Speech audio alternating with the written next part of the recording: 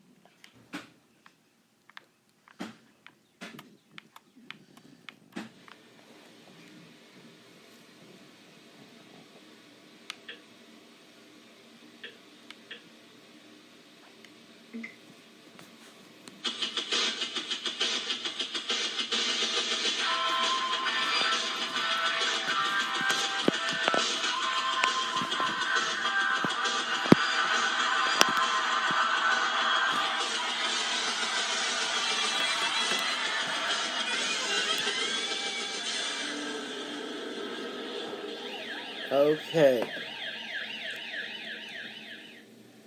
So once we got that out of the way, this episode, I'm sorry if I already spoke about it, is January 22nd, 1996.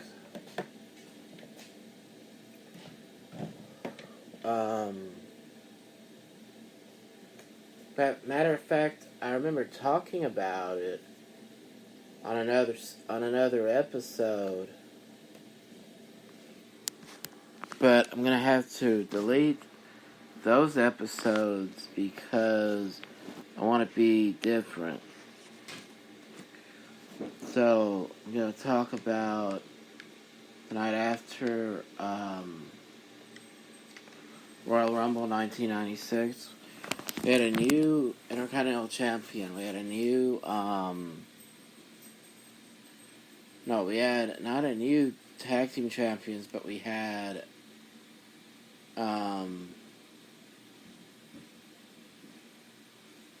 what we call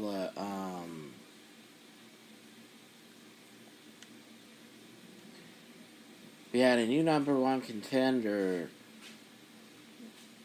for the WWF Heavyweight title, that being Shawn Michaels, who won the Royal Rumble match. And this night was an opportunity, like every night after Royal Rumble. This was an opportunity to build to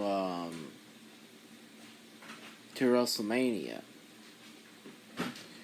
And fortunately for them, they had about a month to build to it, and started off it's really hard to put into words because even though I spoke about this, I didn't really see it. Did a replay, they broke down what happened on Raw. On Royal Rumble. It actually started off with, I believe, Savio Vega in the ring, going against Jim Cornette. Jim Cornette's man they call Vader. I think Vader beat Savio Vega with the Vader Splash, and then he wouldn't lay off of him, so I think he assaulted some of the referees. Then when he got in Gorilla Monsoon's face, Gorilla chopped him a few times. Then he assaulted Gorilla and put him out of commission. And he even went in the backstage. He was throwing chairs around. I mean, these were folding chairs. And when he assaulted Gorilla Monsoon, he not only avalanched him, gave him an avalanche splash. I think that's what they used to call it from King Kong Bundy. Not only did he use the splash on him, but he jumped off in the corner with a Vader splash. He got so mad he was holding his own manager, Jim Cornette, by the throat. Vader said, "Listen to me. Vader is declaring war on every wrestler in the WWF. And every official, and that includes you, Mr. McMahon." I don't even think he said the name. It was even dismantling a trash can. So yeah, he was very mad. Out came Hunter Hearst Helmsley with Shea Marks, I believe, or Marca, against Razor Ramon. Razor Ramon lost by count out when 1-2-3 Kid came out again. And he just ran around the ring. Just chased him around the ring. He wasn't really concerned about winning the match. He was just upset at the Kid. I think he just rolled out of the ring to I'm talking about Hunter S. Helmsley when he avoided the Razor's edge by giving Razor a back body drop. He just rolled out the ring, walked off with his lady friend. And that's why I like fast forwarding and seeing the videos instead of reading about them, because you can see what's being shown. And they were showing a vignette or a skit of Billionaire Ted's wrestling room. And they had Scheme Gene. He said that he had a scoop, but he wouldn't tell you about it unless you call his hotline number. They had Huckster and the Nacho Man.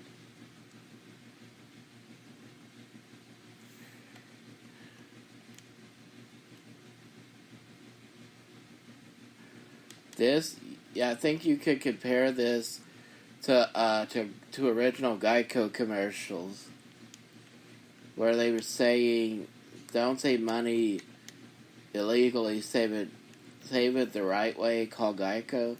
You could compare, even though this was a parody of Ted Turner and his company, you could also compare this to one of those original Geico commercials.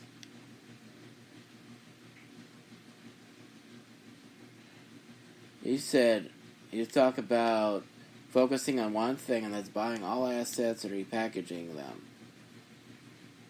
Like he bought old movies and old cartoons, and even bought old wrestlers.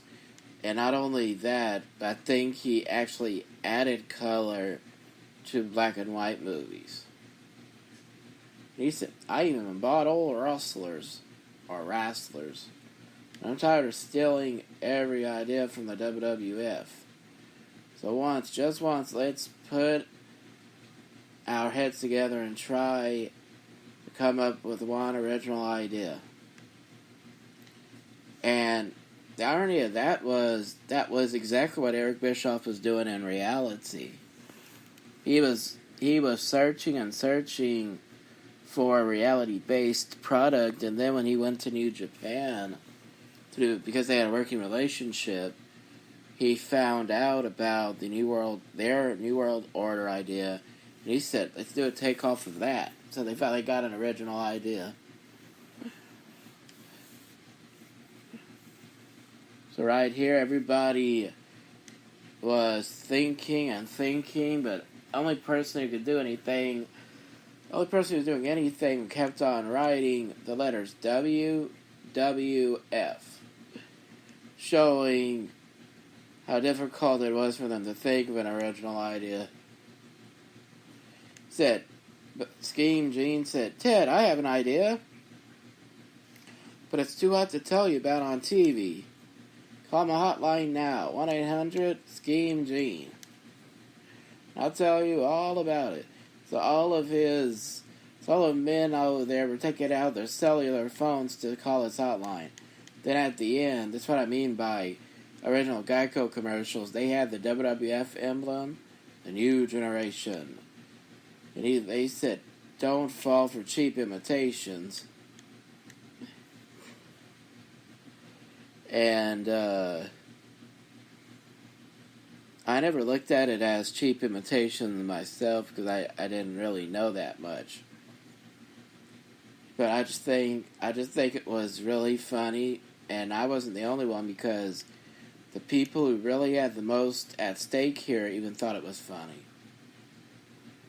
What I thought was interesting was them having a Raw band every week and Doc Hendricks standing alongside them with almost looked like a audio engineer with a headset on, standing right by them. Actually, the guy with the headset was playing a guitar. Then you saw a guy with drums. Yeah, it's a very different time in those days. I think Vince McMahon was about to bring out Shawn Michaels out here, and they got interrupted by Jim Cornette, and Jim Cornette said, and I quote, Owen Hart will not wrestle you again unless you put up your number one contendership on the line against him. So, after building a case of why he should not have to, he said he accepted the challenge. Then let's see.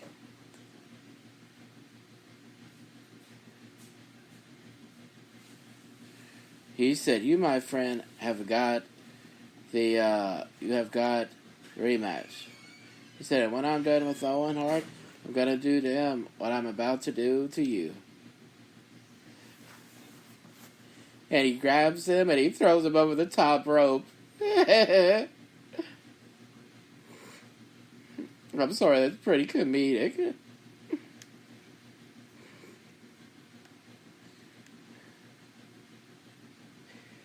Show a replay of Davey Boy Smith, Shawn Michaels, and Diesel.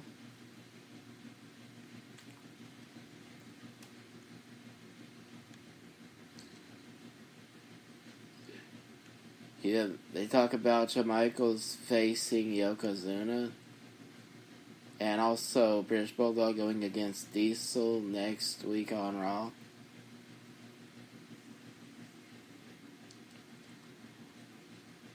Stockton. Not sure where Stockton's at. Once again, they show the band for the night playing. Some background, some effects for some music. It looks like Goldust.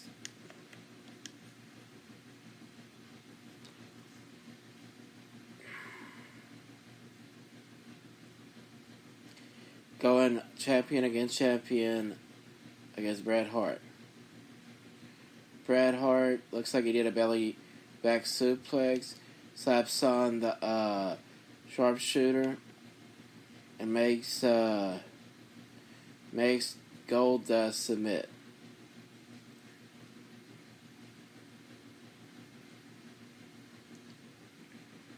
The top rope clothesline. So it's actually the clothesline that took him down.